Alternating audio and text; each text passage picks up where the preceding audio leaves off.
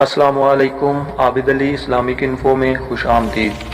آج جس موضوع پر میں آپ سے بات کرنے جا رہا ہوں وہ ہے ابلیس کی تخلیق کیسے ہوئی، اس کے ماں باپ کی تخلیق کیسے ہوئی، اس کی عبادات کی انتہا کیا تھی اور اس کی سرکشی کی ابتدا کہاں سے ہوئی، اور دنیا میں اس کے کون کون سے ساتھی کیا کیا کام سر انجام دے رہے ہیں۔ تو ناظرین، ابلیس کا اصلی نام عزازیل ہے۔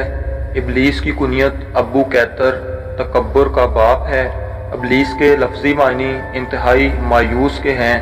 اصطلاحاً ابلیس اس جن کا نام ہے جس نے اللہ تعالیٰ کے حکم کی نافرمانی کر کے حضرت آدم علیہ السلام کے لیے مطیع اور مسخر ہونے سے انکار کر دیا۔ ابلیس کے والد کا نام چلیا، اس کی کنیت ابو الغوی تھی۔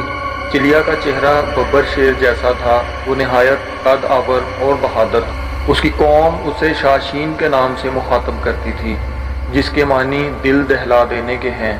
ابلیس کی والدہ کا نام تبلیس۔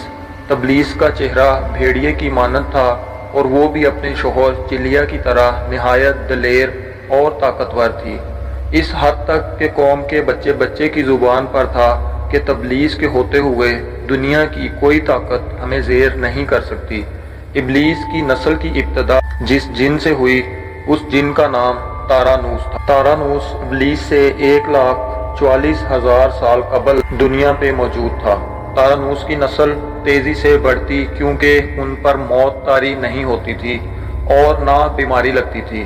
البتہ چونکہ یہ آتشی مخلوق تھی تو سرکشی بدرجہ اتم موجود تھی۔ اس جنوں کی نسل کو پہلی موت فرشتوں کے ہاتھوں پیدائش کے 36,000 سال بعد آئی، جس کی وجہ سرکشی تھی۔ یہاں پہلی بار موت کی ابتدا ہوئی، اس سے پہلے موت نہیں ہوتی تھی۔ بعد میں چلپا نامی ایک نیک جن کو جنات کی ہدایت کا ذمہ سونپا گیا اور وہی شاہ جنات بھی قرار پائے۔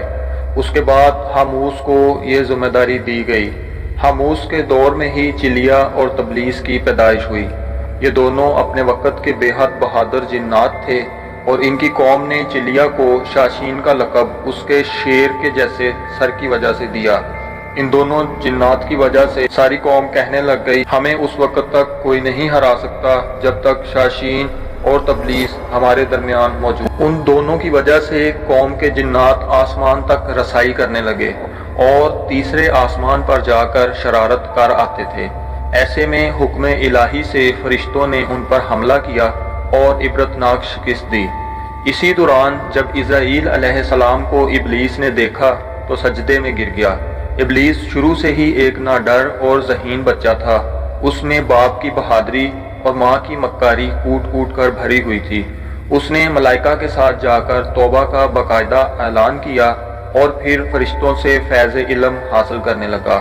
علم حاصل کرنے اور ریاضت کا یہ عالم تھا کہ پہلے آسمان پر عابد کہلایا، دوسرے آسمان پر زاہد، تیسرے آسمان پر بلال، چوتھے آسمان پر والی، پانچویں آسمان پر تقی اور چھٹے آسمان پر قبازان کے نام سے مشہور ہوا۔ یہ وہ وقت تھا جب یہ فرشتوں کو سکھاتا تھا۔ ساتویں آسمان پہ ابلیس بقا نور میں رہا۔ ہفت افلاک کے سب ملائکہ کا معلم قرار دیا گیا۔ یہاں تک پہنچ کر ابلیس نے اپنی عاجزی اور ریاضت کی انتہا کر دی۔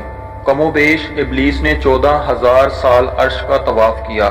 یہاں اس نے فرشتوں میں استاد سردار عزازیل کے نام سے شہرت پائی۔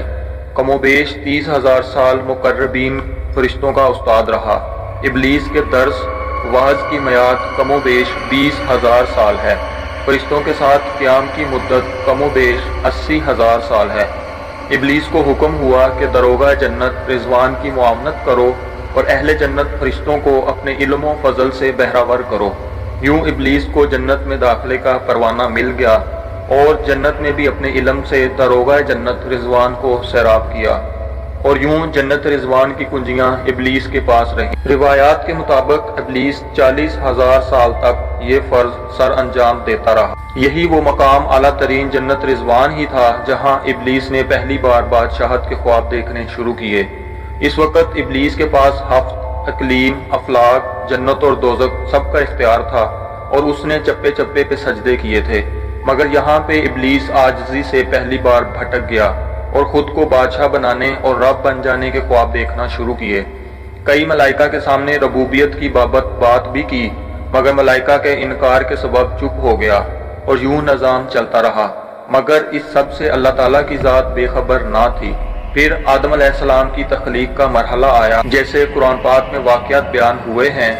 ابلیس آدم علیہ السلام کو جز مرحلہ وار مختلف اقسام کی مٹی سے تخلیق ہوتا دیکھتا رہا اور چپ رہا، مگر جیسے ہی اسے یہ معلوم ہوا کہ آدم علیہ السلام اللہ تعالیٰ کا نائب ہے تو اس نے واویلا کیا، عبادت اور اطاعت کا واسطہ دیا۔ جب کچھ حاصل نہ ہوا تو پھر طنز کرنے لگا، مجھ جتنی عبادت کس نے کی ہے، اور آدم علیہ السلام کو سجدہ کرنے سے انکاری ہو گیا۔ تب اللہ تعالیٰ نے کہا، نکل جا شیطان مردود۔ لعنتی قرار پانے کے بعد ابلیس نے اپنی عبادات اور ریاضات کا رب کریم سے عوض مانگا، جس پر اللہ تعالیٰ نے ابلیس کو ایک وقت معلوم تک مہلت فراہم کی، جس پر ابلیس نے اولاد آدم کو صراط مستقیم سے بھٹکا کر اپنا پیروکار بنانے کا دعویٰ کیا، جس پر رب کریم نے فرمایا کہ جو متقی اور پرہیزگار ہوں گے تو ان کو گمراہ نہیں کر پائے گا۔ ابلیس کے اس لعنتی کام میں اس کے 5 ساتھی ہیں۔ نمبر 1، صبر۔ اس کے اختیار میں مصیبتوں کا کاروبار ہے، جس میں لوگ ہائے واویلا کرتے ہیں، گریبان پھاڑتے ہیں، منہ پر تماچے مارتے ہیں اور جاہلیت کے نعرے لگاتے ہیں۔ نمبر 2، اعور۔ یہ لوگوں کو بدی کا مرتکب کرتا ہے اور بدی کو لوگوں پہ اچھا اور پسندیدہ کر کے دکھاتا ہے۔ 3، مسوت۔ یہ کذب، جھوٹ، دروغ پہ معمور ہے جو لوگ کان لگا کر سنیں۔ یہ انسانوں کی شکل بنا کر ان سے ملتا ہے اور انہیں فساد برپا کرنے کی جھوٹی خبریں سناتا ہے۔ 4، داسم۔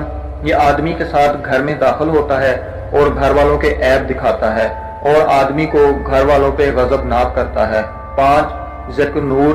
یہ بازاروں کا مختار ہے، بازاروں میں آ کر یہ بددیانتی کے جھنڈے گاڑتا ہے، بازاروں میں برائیوں اور فحاشی پر ورگلاتا ہے۔ حاصل نتیجہ یہ ٹھہرا کہ رب کریم کو انسان کی عبادات، عاجزی، علم، دانش سے کچھ غرض نہ ہے۔ رب کریم صرف دیکھتا ہے کہ دل میں اطاعت و فرما برداری کتنی ہے۔ اسی بنیاد پر تقویٰ اور پرہیزگاری کے درجے قرار پاتے ہیں۔